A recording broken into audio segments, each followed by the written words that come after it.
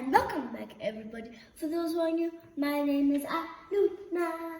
And today I will be reading Rainbow Magic, Elodie the Lamb Fairy. You can see.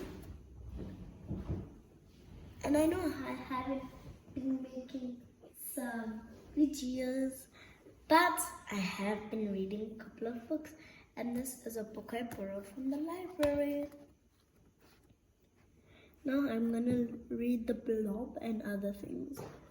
Rainbow Magic. Elodie the Lamb Fairy looks after little lambs in both the fairy and human worlds.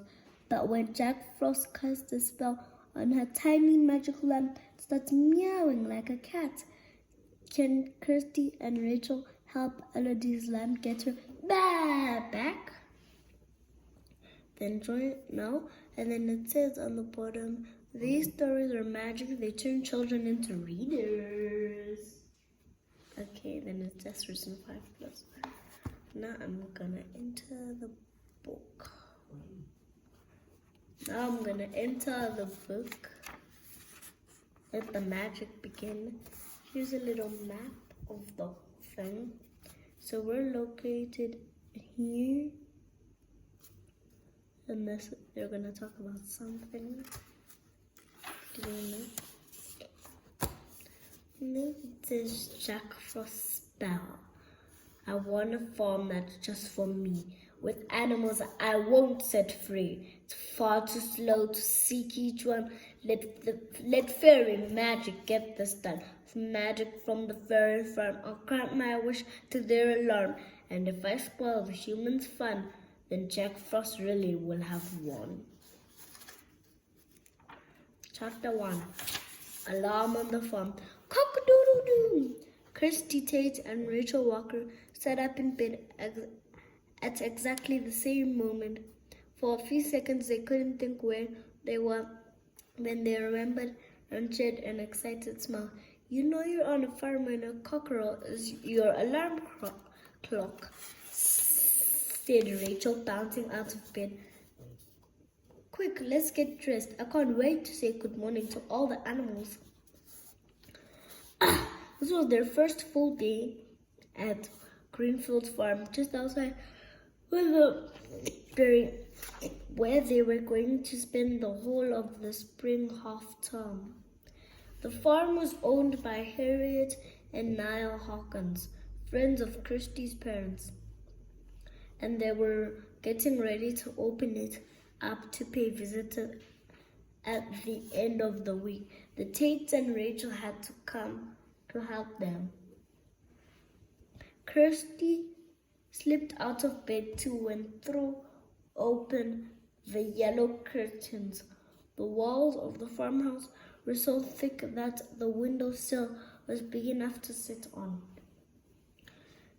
Kirsty put the blanket from her bed on the sill and then perched there, gazing out over the farm. She could see the barn where they had met Blossom the cow, and the trees that hid the sparkling duck pond.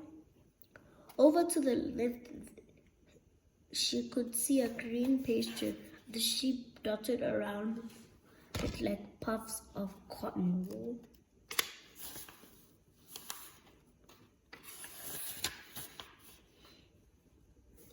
It's going to be a lovely sunny day, said Rachel, joining her at the window.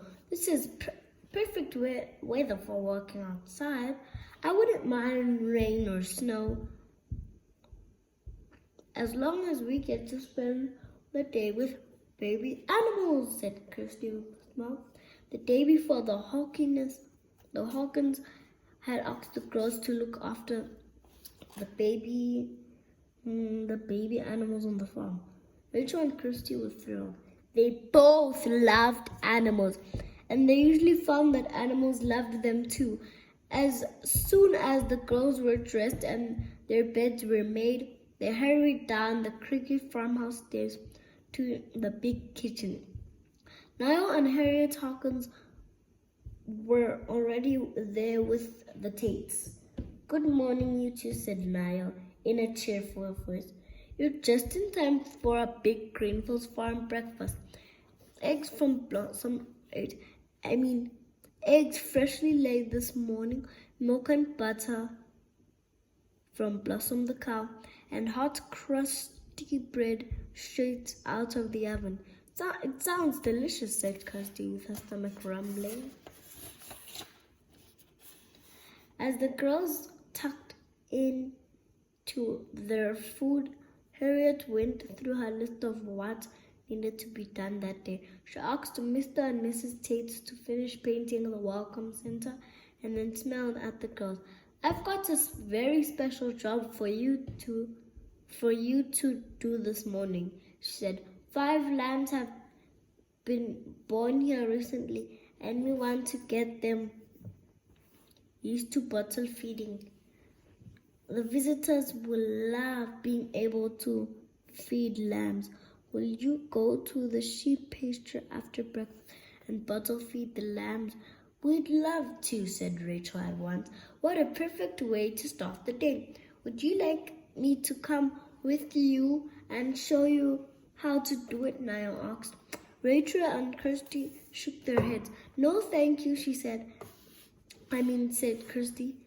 We've both bottle-fed lambs before. I'm sure we'll remember what to do. That's wonderful, said Harriet. Thank you, Rachel and Kirsty. Thank you for letting us do it, said Rachel, smiling. I love lambs. They're so soft and woolly. They're my favorite animal babies. Kirsty laughed and squeezed her best friend's hand. You say that's about all the animal babies, she told her. I know, said Rachel, also laughing. I can never make up my mind. They're all so cute. The girls had 2 speckled eggs, each followed by toast, butter, and frothy milk, and then carried their plates to the sink. Thank you, said Harriet. We'll finish tidying up in here. I've put a bucket of bottles next to the back door for the lambs. Do you know where the sheep pasture is? Yes, said Kirsty. We saw it from our bedroom window this morning. The lambs are in a pen beside the pasture, said Harriet. See you later, girls. Rachel and Kirsty pulled on their wellies, and then Rachel picked up the bucket of bottles. They said goodbye to the grown-ups and headed out toward the pasture.